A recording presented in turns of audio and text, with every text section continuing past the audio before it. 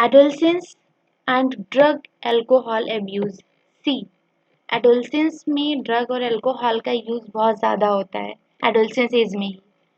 Persons adolescence as से ही drugs लेना start करता है और वो पूरे लाइफ टाइम थ्रेटनिंग हो जाता है।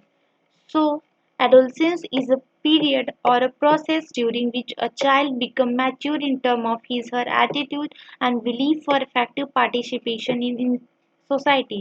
Adolescence is a bridge linking childhood and adulthood, period of 12 to 18 years of age. It is very vulnerable phase of mental psychological development. See, adolescence एक period भी हो सकता है and phase भी and process that is जिसके बीच में child क्या होता है, यू कैन के चाइल्ड इज इनफ ग्रोन, अब वो उतना बड़ा हो चुका रहता है कि वो इफेक्टिव पार्टिसिपेशन कर सके सोसाइटी में। और एडल्सेंस आप वो एज होता है जो चाइल्डहुड को एडल्टहुड से लिंक करता है और वो पीरियड 12 to 18 ईयर के बीच में होता है। और ये माना गया है कि एडल्सेंस ही वो फेज है जहाँ पे मेंटल साइकोलॉजिकल डेवलपमेंटल फेज होता है उसका। और what causes the drug and alcohol use in adolescence? Adolescence age में ड्रग और अल्कोहल यूज करना पर्सन क्यों स्टार्ट करता है, क्या वो रीजंस होते हैं?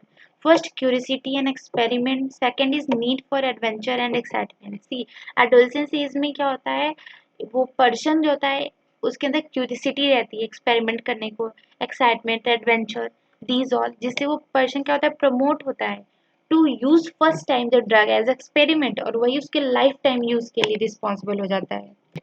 Third is to escape facing problem. उसके बाद क्या होता है, प्रॉब्लम से escape करने के लिए एडोलसेंस उसको यूज करने लगता है। Even stress from the pressure to excel in academic examination.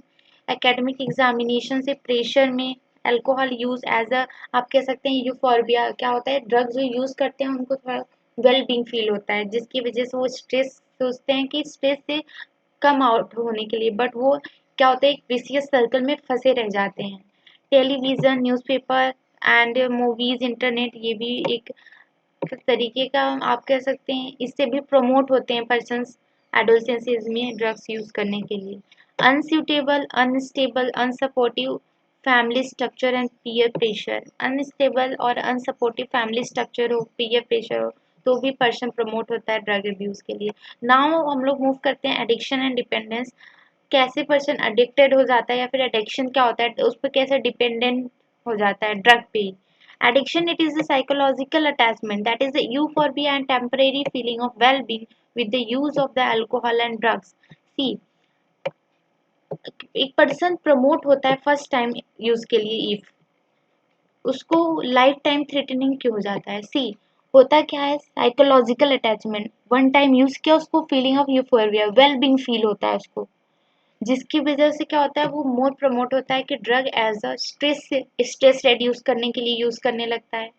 These all the cause by a person is promoted or excited to use drug.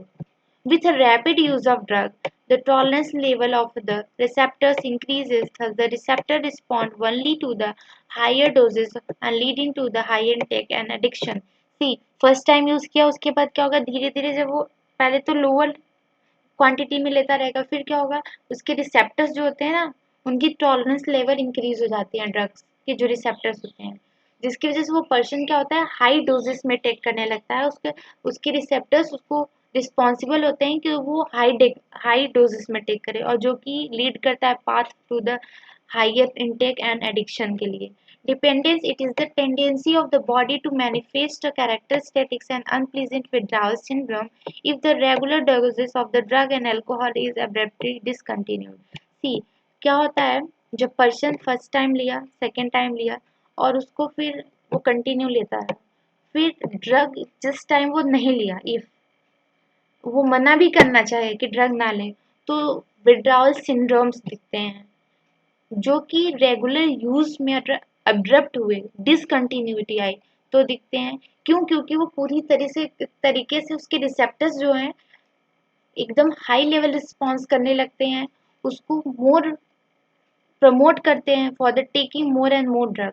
और जब वो ड्रग नहीं लेता है तो विड्रॉल सिंड्रोम्स आते हैं। वो सिंड्रोम्स कौन कौन से हैं, result in anxiety, shakiness, nausea, sweating, etc. Dependence lead to the social adjustment problem. Sometimes क्या होता है जब पर्सन को ड्रग्स नहीं मिलता ड्यू टू द मनी, और देन पर्सन क्या लगता है चोरी करने लगता है, थीपिंग करने लगता है, जो कि फैमिली की इनकम और फैमिली के स्टेटस को भी गिराती है, एज वेल एज सोसाइटी में भी प्रॉब्लम्स क्रिएट करते हैं।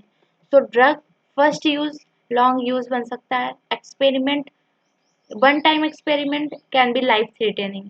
Effect of the drug alcohol use, drug और अल्कोहल यूज से इफेक्ट क्या होता है, अब्यूज करने से इफेक्ट क्या होता है हमारी बॉडी में, and what other things related to society. reckless behavior, vandalism and violence। See, जो पर्सन ड्रग यूज करते हैं वो थोड़ा सा रैकलेस बिहेवियरों का हो जाता है, हमेशा वायलेंस, अपोजिशन, ये सब कैरेक्टर्स उसमें आने लगते हैं।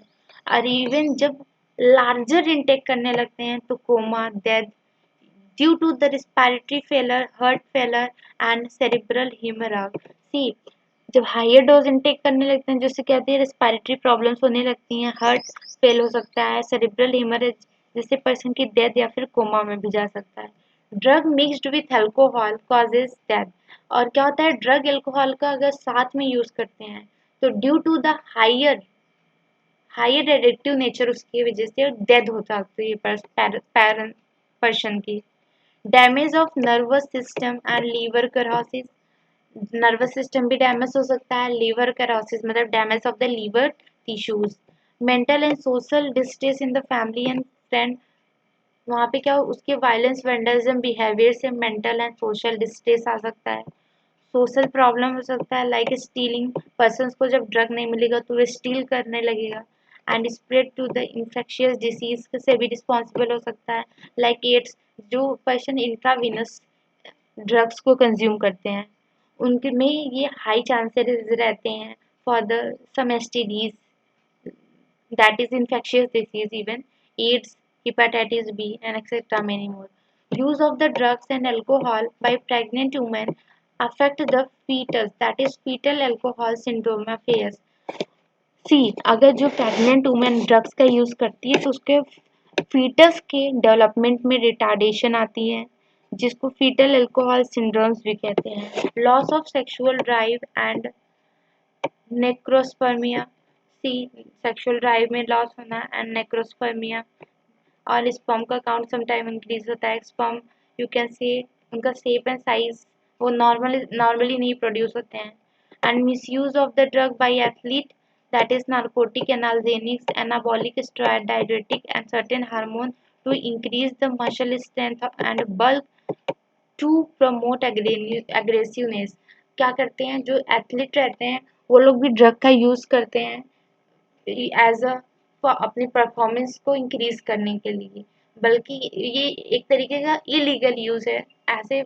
इसलिए क्या होता है पहले एथलीट्स को प्लेइंग फील्ड में जाने से पहले उनका टेस्ट होता है कि उन्होंने कोई ड्रग तो कंज्यूम नहीं किया है। That is effect of the drug and alcohol use. Now warning science of drug alcohol abuse in adolescence period. एक पर्सन एक एडोलसेंट पीरियड से गुजरता हुआ और उस फेज में एक पर्सन है अगर, तो क्या आपको एज अ साइन दिखेगा कि वो पर्सन ड्रग को यूज कर रहा है। तो drop in academic performance drop हो सकती हैं, and absence in school, school में अनरीजन एब्सेंस होने लगता है, and lack of interest in the personal hygiene maintain नहीं रखता उसमें, उसका इंटरेस्ट लॉस हो जाता है। And that is withdrawal and isolation, उसके अंदर विड्रॉवल एंड आइसोलेशन, अकेला रहना पसंद करता है। Depression and fatigue, angriness, rebellion behaviour, उसके अंदर क्या हो सकता है आप सकते हैं डिप्रेस हो सकता है, एग्रेसिवनेस, रेबेलियन बिहेवियर हो सकता है, वायलेंस कंडीशन आ सकती है। Change in the sleeping and eating habit, sleeping और ईटिंग हैबिट भी चेंज हो सकता है। Fluctuations in weight and appetite, उसका वेट एंड एपेटाइट में भी फ्लक्चुएशंस आ सकते हैं। Loss of interest in hobbies, hobbies में इंटरेस्ट लॉस हो सकता है। Deterioration in relationship with family and friends के रिलेशनशिप में यू कैन से डिटोरिएशन आ सकती हैं। क्यों? क्योंकि उसके अंदर रेबेलियन, अपोजिशन, वायलेंस बिहेवियर आ सकते आ जाते हैं। नाउ मूव करते हैं और देखते हैं कुछ side effects of anabolic steroid abuse. Anabolic steroid abuse का कुछ साइड इफेक्ट होता है। मेल्स में क्या होता है? एक्ने, जिसको आप पिंपल्स कहते हैं, increased aggressiveness, decreased sperm count in semen and breast enlargement होने लगता है। इनलार्ज्ड प्रोस्टेट ग्लैंड इनलार्ज हो जाती है। Mood swing, depression, reduced testis, kidney and liver dysfunction, premature baldness, ये सब उसके साइड इफेक्ट्स हैं एनाबॉलिक स्टेरॉइड के अब्यूज के। फीमेल्स में क्या साइड इफेक्ट्स होते हैं? That is masculinisation. आप देखिए कुछ मेल में कुछ फीमेल के कैरेक्टर आ रहे हैं और यहाँ फीमेल में कुछ मेल के कैरेक्टर आ रहे हैं। Increased aggressiveness, abnormal menstrual cycle, enlarged clitoris, mood swing and depression, excess hair growth, and deepening of eyes. These are the effects of the side effects of the anabolic steroid in males and females. Now move करते हैं कुछ और points पे. That is, in adolescents, male and female, severe facial and body acne, premature closure of the growth center of a long bone result in stunted height. Adolescence male और female में दोनों में क्या होता है? जो एनाबॉलिक स्टेरॉइड के side effect में ये भी आता है कि several facial and body acne होते हैं। ढेर सारे फेशियल हेयर्स होते हैं, body acne and facial acne, और प्री मैच्योर ग्रोथ सेंटर, मतलब उनके ग्रोथ सेंटर मतलब ग्रोथ एज के पहले ही रुक जाते हैं एंड क्लोज हो जाते हैं। एंड लॉन्ग बोन्स के भी इम्फिसेमल जो प्लेट्स होते हैं जो ग्रोथ के लिए रिस्पॉन्सिबल है वो क्लोज हो जाते हैं, जिसकी वजह से उस मेल और फीमेल की हाइट क्या होती है? स्टंटेड, स्मॉल हो जाती है। And that is prevention and control क्या है ड्रग एब्यूज के? That is avoid undue peer pressure को अवॉइड करें। सेकेंड, एजुकेशन एंड काउंसलिंग में हेल्प करें। पर्सन को जिस फील्ड में जाना है उसमें उसको सपोर्ट करें। Seeking help from person and peer, और जब भी उसे नीड हो पेरेंट्स की, पीयर्स की हेल्प की, उसको वो हेल्प दें। And looking for a danger sign का देखें कि पर्सन ड्रग की तरफ अट्रैक्टेड तो नहीं हो रहा है। And seeking professional and medical help, अगर वो पर्सन ड्रग एब्यूज कर रहा है तो उस साइड में मेडिकल और प्रोफेशनल हेल्प उसकी करें। That can be psychologist and psychiatrist, de addiction and rehabilitation programmes भी चलाए गए हैं so that person can be able to cope with these situations. These are the preventions and controls of the drug abuse.